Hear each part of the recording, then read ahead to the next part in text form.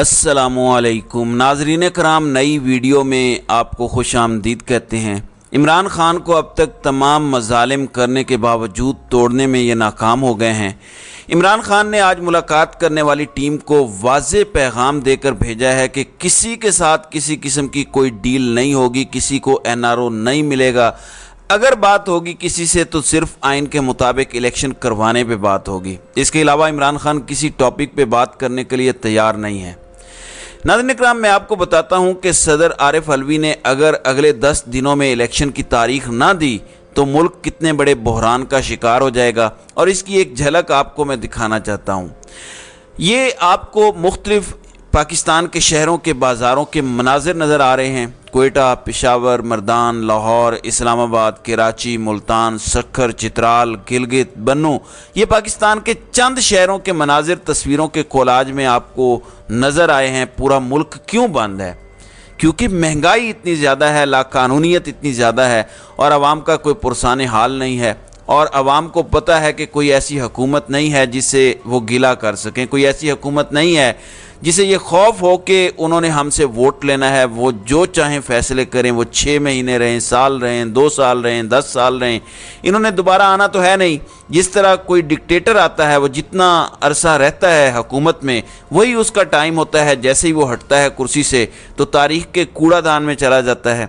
मौजूदा सेटअप का भी यही हाल है। इनको पता है कि हम आए हैं, जितना भी टाइम लगाएंगे इसके बाद हम तारीख के कूड़ेदान में चले जाएंगे। इसलिए अवाम की किसी को कोई परवाह नहीं है। ऐसे में इलेक्शन की तारीख देना नाज़रीन कराम बहुत ज़्यादा इम्पोर्टेंट है सदर मुमलिकत के लिए, क्योंकि जब वो तारीख दे देंगे तो उसके बाद इस मामले को सुप्रीम कोर्ट में जाना है, और वहाँ से अगर 90 दिन के अंदर ना भी मुमकिन हुए तो कोई 2-4 हफ्ते ऊपर नीचे करके इलेक्शन की तारीख आने का चांस हो सकता है। ये पॉसिबिलिटी है। इसकी वजह यह है कि आइन में वाज़े लिखा हुआ है, और इसकी तशरीह ज़ाहिर है मुख्तलिफ लोग मुख्तलिफ अंदाज में कर रहे हैं। जो मैनेज हो जाएगा जज, वो ये कहेगा कि क्योंकि प्राइम मिनिस्टर की एडवाइस पर असम्बली तहलील हुई थी तो सदर का इख्तियार नहीं है। अब ये इख्तियार इलेक्शन कमीशन के पास है। लेकिन वहीं पे सुप्रीम कोर्ट का एक फ़ैसला आड़े आ जाएगा, और वो फैसला है जो पंजाब और खैबर पख्तूनख्वा में इलेक्शन के हवाले से था। ख़ास तौर पर पंजाब में जो 14 मई को इलेक्शन की तारीख दी गई, उस फैसले में और तफसीली फैसले में लिखा हुआ है कि इलेक्शन कमीशन तारीख देने का मजाज हो भी तो भी इलेक्शन कमीशन जो हार्ड रूल है 90 दिन का, उससे आगे नहीं जा सकता। ये इलेक्शन में, ये आइन में लिखा हुआ है।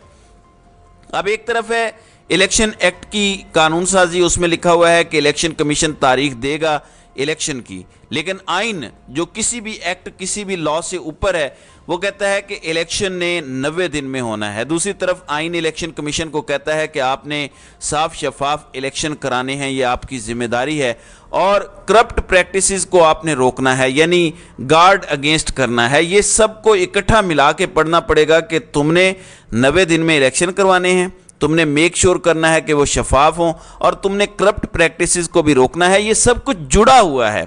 इसलिए बड़ा मुश्किल हो जाएगा इवन अपने काजी के लिए भी कि वो इलेक्शन को 90 दिन से कोई बहुत ज़्यादा ऊपर ले जाए। इसलिए ये बड़ा अहम है कि सदर मुमलिकत तारीख दें, किसी धमकी, किसी धौंस में ना आएँ, खौफ का बुत तोड़ें, वरना पाकिस्तान तबाही की तरफ जा रहा है।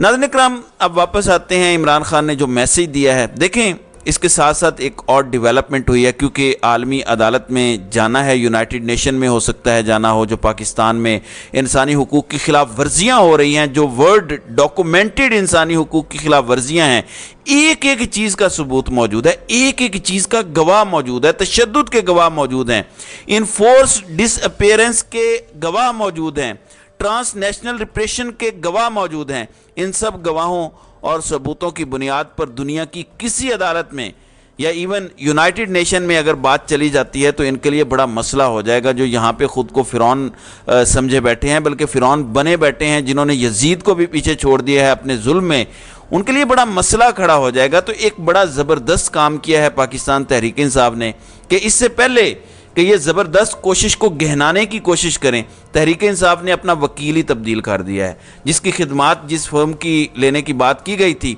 उस वकील को तब्दील कर दिया गया है ताकि असल टॉपिक पे बात हो कि कैसे औरतों पर जुल्म हुआ, کیسے جنسی ہراسگی ہوئی ہے، کیسے غائب کیا گیا ہے لوگوں کو، بچوں تک کو نہیں چھوڑا گیا، انڈر ایج بچوں کو لے جا کے تشدد کیا گیا، جب مردوں کو پکڑتے تھے تو ننگا کر کے اٹھا کر لٹکا کے مارتے تھے۔ یہ سب کچھ ویل ڈاکومنٹڈ ہے۔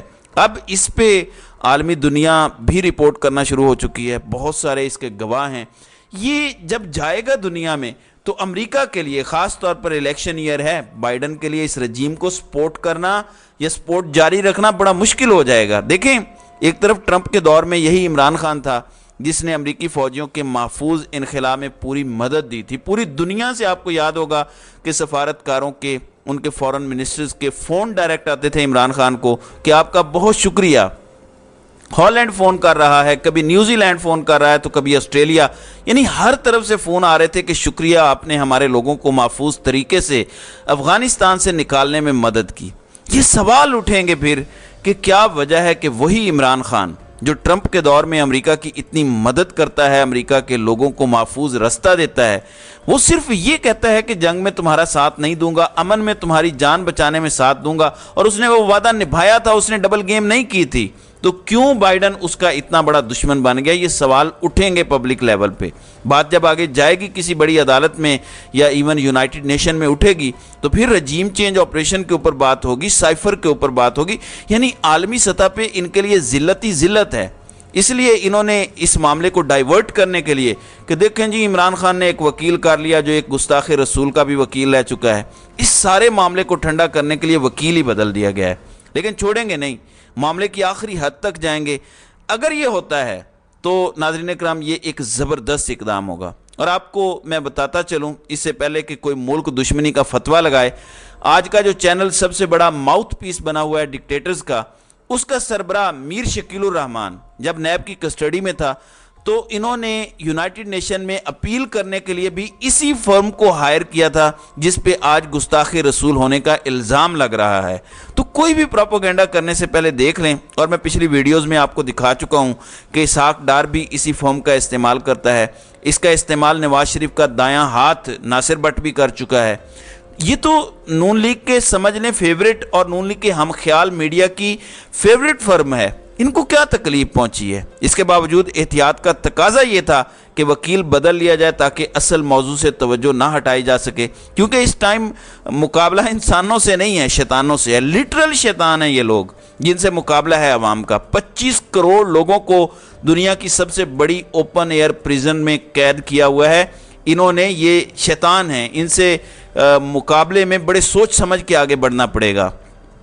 ناظرین اکرام، آپ کی توجہ میں ایک اور چیز کی طرف بھی دلانا چاہتا ہوں۔ امریکہ کا وزیر خارجہ ہے اینٹونی بلنکن، کیا آپ کو پتہ ہے کہ یہ کٹر یہودی ہے؟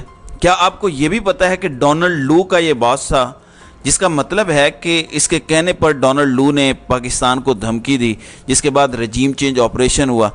عمران خان پہ پاکستان میں یہودی ایجنٹ ہونے کا یہ لوگ الزام لگاتے ہیں۔ میں کسی مذہب کے خلاف بات نہیں کر رہا، صرف ان کی مکاری اور منافقت ایکسپوز کرنے جا رہا ہوں کہ کیا یہ ہو سکتا ہے کہ عمران خان یہودی ایجنٹ ہوتا اور ایک یہودی اس کی حکومت گرانے کے لیے پاکستان کو دھمکی دیتا، فضل الرحمان کی حکومت کو لے کے آتا، شہباز شریف کی حکومت کو لے کے آتا، آصف زرداری کی حکومت کو لے کے آتا، جس میں وہ کہتے کہ ویلکم ٹو پرانا پاکستان، تو آپ کو سمجھ لگ جائے گی کہ پی ڈی ایم کے سپورٹرز کون ہیں۔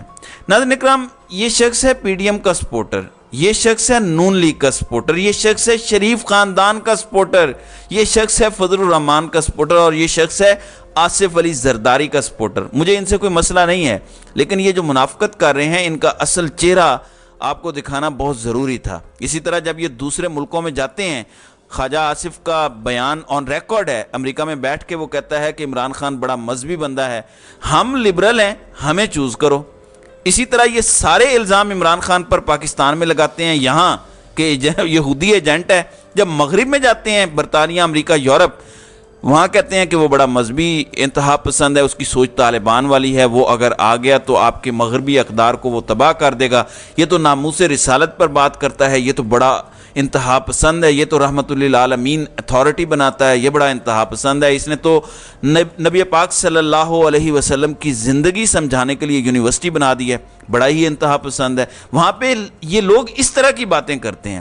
پاکستان میں لوگوں کو چورن بیچنے کے لیے کہتے ہیں کہ یہ یہودی ایجنٹ ہے۔ خود کس کے کہنے پہ حکومت گرائی آپ کو میں نے بتا دیا، کس کے آرڈر پر پاکستان میں رجیم چینج ہوا میں نے آپ کو بتا دیا۔ فیصلہ آپ لوگ کر لیں کہ کون ایجنٹ ہے اور کون سچا لیڈر ہے۔ تو ناظرین اکرام، آپ کی اس ویڈیو کے حوالے سے کیا رائے ہے؟ آپ اپنی رائے کا اظہار کامنٹ سیکشن میں ضرور کیجیے گا۔